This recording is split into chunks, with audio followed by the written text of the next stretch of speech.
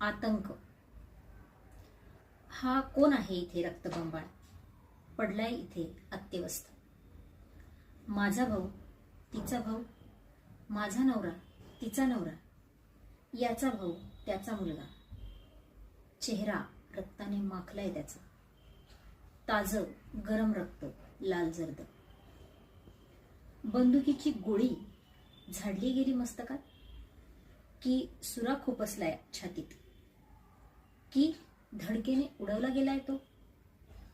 कुणीही असू शकतो तो, माझा, तुमचा, कुणाचाही, मरणारा किंवा मारणाराही. आपल्या घरात, गावात, शहरात, कॉलनीत, शेजारी कदाचित. रोज आपल्या सोबत, आपल्या ताटातही रोज राहत, बोलत, जेवत असतो गुन्हेगार, माफिया,